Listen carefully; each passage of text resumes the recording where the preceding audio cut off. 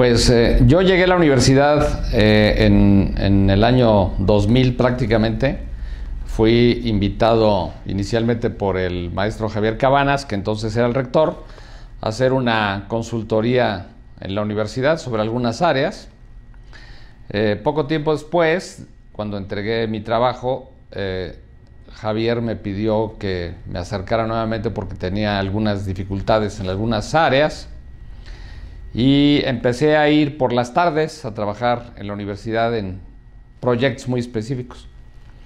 Poco después me llamó para preguntarme si yo estaría dispuesto a tomar una mayor responsabilidad en lo que en ese momento él llamó la Secretaría Académica, que tenía que ver fundamentalmente con un asunto de la parte justo del proceso central de la universidad, que son los procesos de enseñanza, aprendizaje, investigación, vinculación. Y fue así como tiempo después asumí este cargo en el área académica. Para mí fue un reto muy importante porque en el periodo previo que yo había estado trabajando con la universidad observé que había muchas oportunidades de hacer cosas nuevas, de hacer cosas diferentes.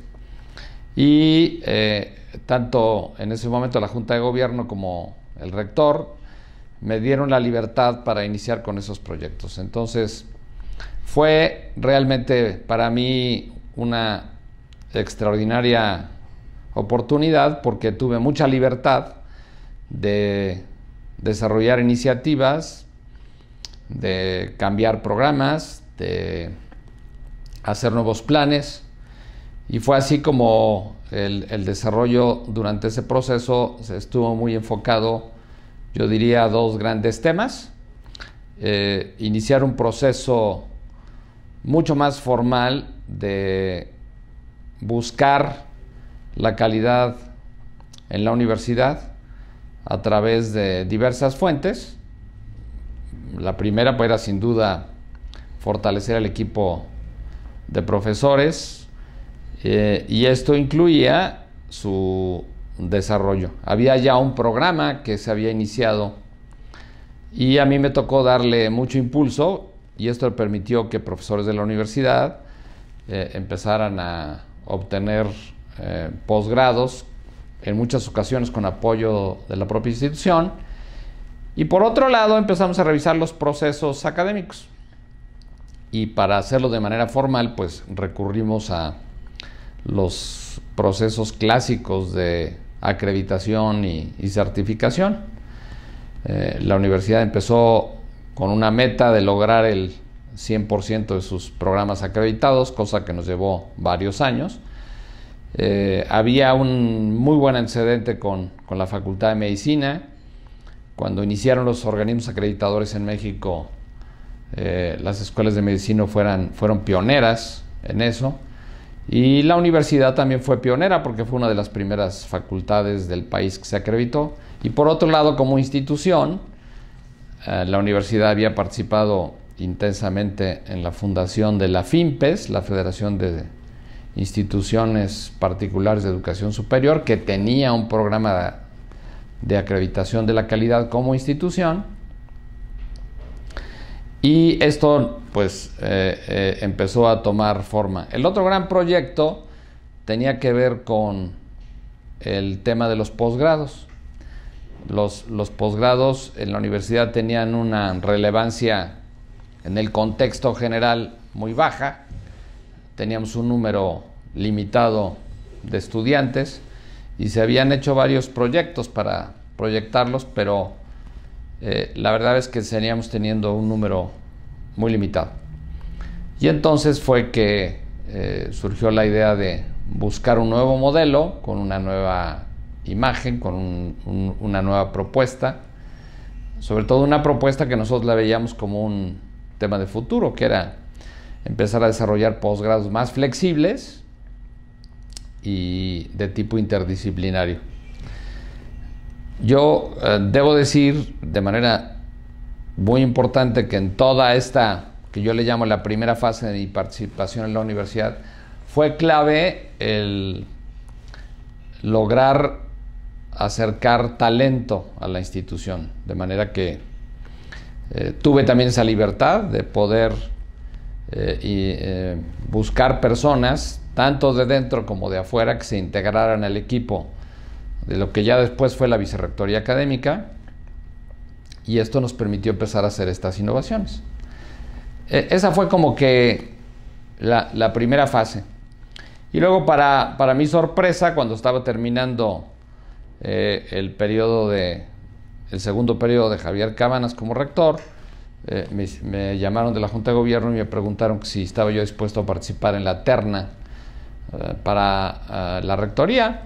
A mí me dio mucho gusto porque entendía yo que había ahí una segunda oportunidad, y además pues era un reconocimiento al trabajo no personal, sino del equipo que habíamos estado haciendo estos nuevos procesos en la Vicerrectoría Académica.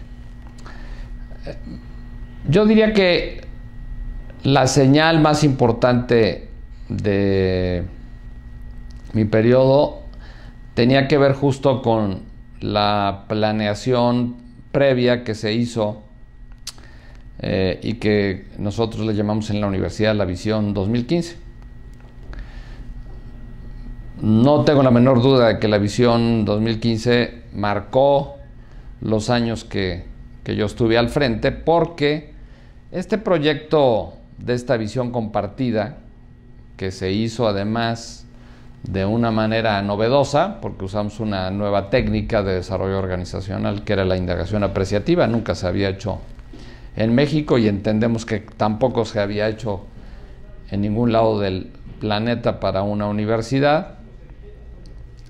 Pues logró en su proceso, que fue largo, de casi 9 meses, no solo involucrar, sino realmente hacer que la mayoría de las personas que en ese momento estaban en la institución, que seguramente eran poquito más de medio millar, tuvieran qué decir, qué hacer, qué opinar, qué soñar, qué proponer en la Visión 2015. Esto le dio una cohesión muy especial a la universidad. Además, le generó un rumbo claro. Se definieron 5 estrategias, y en realidad la labor del equipo directivo y de un servidor pues tenía fundamentalmente que ver con eso, es decir, cómo llevar a cabo lo que todos juntos habíamos puesto en la mesa como lo que queríamos hacer en la universidad.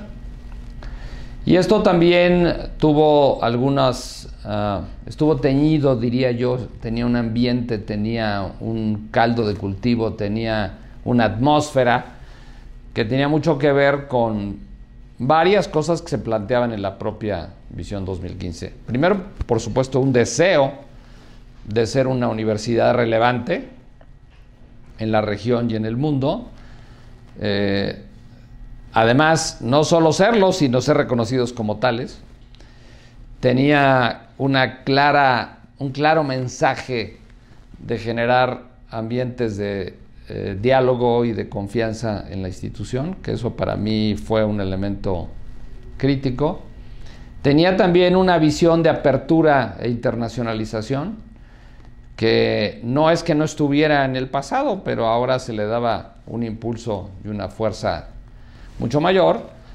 Y esto iba acompañado, pues además de lo que, digamos, naturalmente estaba sucediendo con todo el cambio en el entorno social, político y económico, ¿no? Es cómo la universidad podía responder a esos retos, a esos cambios.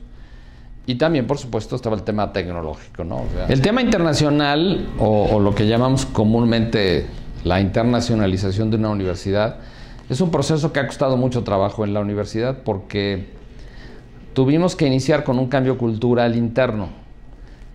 A veces uno piensa que todas las personas, por estar en una institución de educación superior, tienen esta visión de que en el siglo XXI la diversidad cultural y el mundo que se refleja en el mundo del trabajo, está impactando todas las cosas que hacemos. Pues no es tan sencillo. A veces hay que convencer de que estas cosas son importantes. Recuerdo con mucha curiosidad cuando empezamos a hacer obligatorio el tema de del requisito del idioma inglés para que los alumnos se graduaran. Pues para muchos fue un choque verdaderamente impactante el que la universidad tomara esa decisión. Y cuando empezamos a acompañar estos procesos con los viajes al extranjero, el incremento de los intercambios, pues fue un proceso lento y tortuoso. No solo hay que convencer a veces al alumno, hay que convencer al maestro. El director académico tiene que dar facilidades. Los papás tienen que entender que no se trata de ir a aprender un idioma, sino se trata de ir a vivir una experiencia y una cultura no exenta de riesgos. Y finalmente viene el tema económico. Ahí la Fundación de Becas dio un paso importantísimo porque a petición de la rectoría empezó a apoyar a alumnos destacados que fueron como que los embajadores de las primeras generaciones de intercambio de la universidad. Debo decir que la labor de la fundación ha sido extraordinaria porque ha logrado no solo cuidar, sino acrecentar los recursos, y eso se ha reflejado en un impacto enorme, que es el número de personas que reciben algún tipo de apoyo financiero de parte de la fundación. Hoy, pues yo puedo decir que, si mi memoria no falla, que 1 de cada 4 alumnos recibe al menos algún tipo de apoyo.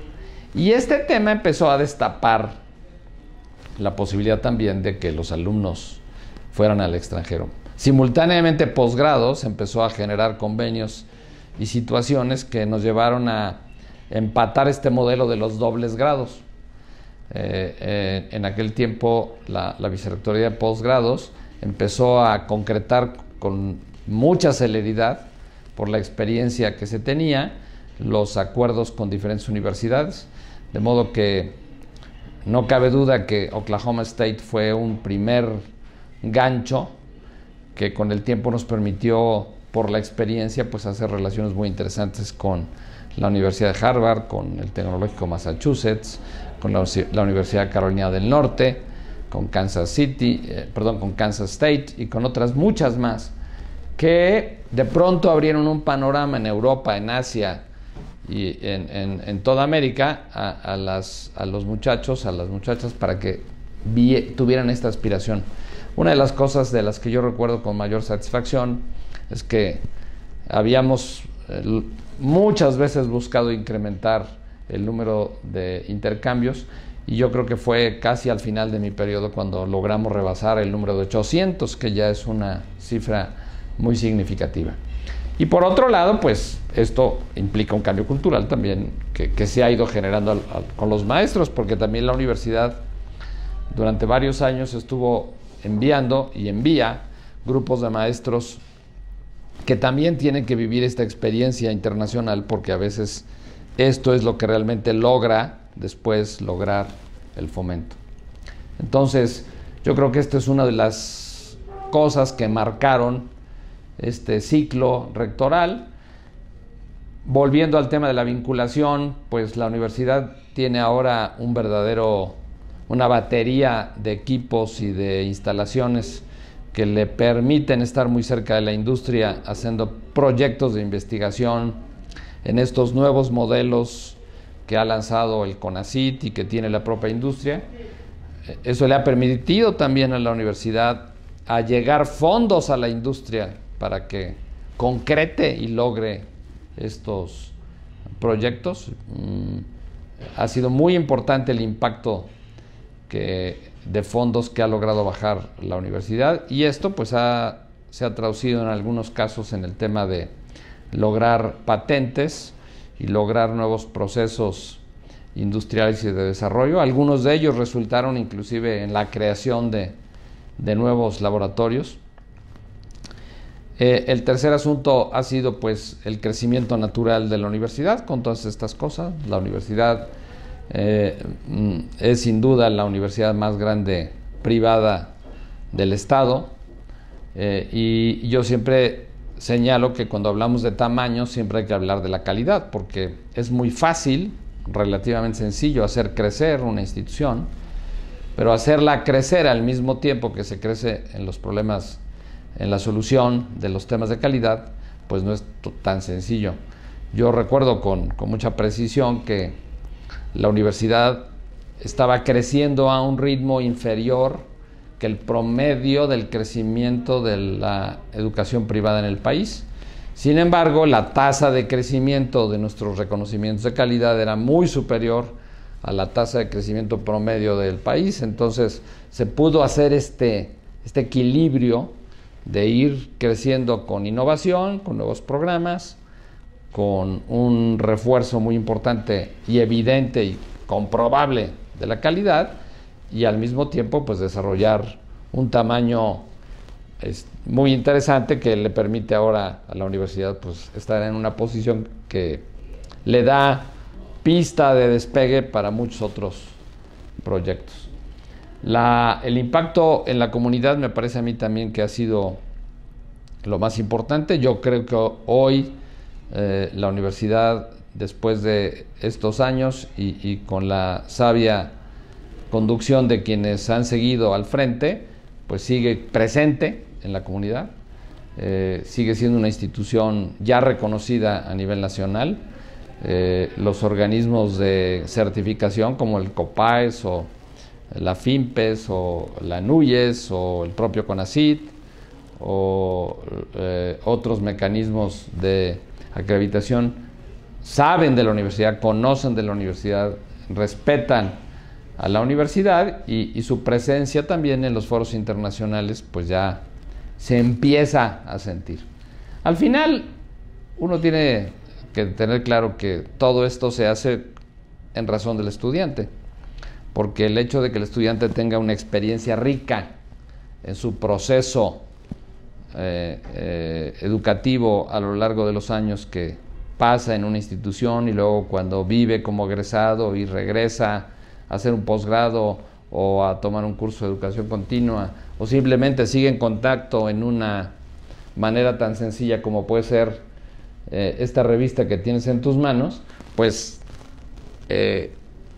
digamos, vive la transformación al mismo tiempo que la vive la institución. Entonces, todas estas cosas que yo he mencionado, y seguramente otras de las que ahora no recuerdo, como el haber, por ejemplo, renovado el 100% de los programas educativos, pues tienen un resultado.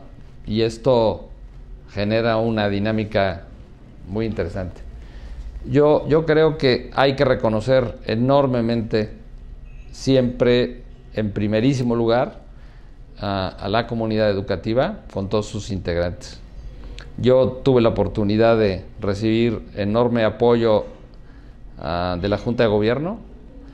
Tuve la enorme riqueza de contar con un equipo de personas muy talentosas que le permitieron a la universidad hacer lo que hizo, porque sin ellas hubiera sido imposible, pero además con el respaldo de la comunidad. La comunidad realmente gestó, participó, se responsabilizó, influyó en que estas cosas pudieran suceder. Yo en lo personal me siento muy contento.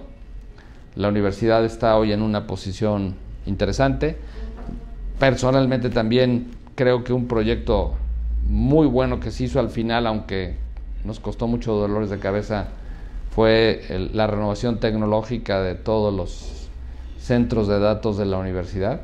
Pero también ahí se dejó una plataforma que ahora le permite desarrollarse con mucha mayor facilidad. Pero nuevamente el tema del talento y las personas es lo clave. Yo quiero agradecer a toda la comunidad poblana y por supuesto a la comunidad universitaria esta maravillosa oportunidad que me dieron. Yo estoy muy contento por los años que pasé en la universidad. Para mí fueron una experiencia de un enriquecimiento increíble. Seguramente aprendí muchísimo y realmente acrisolo estos años como uno de los mejores años de mi vida.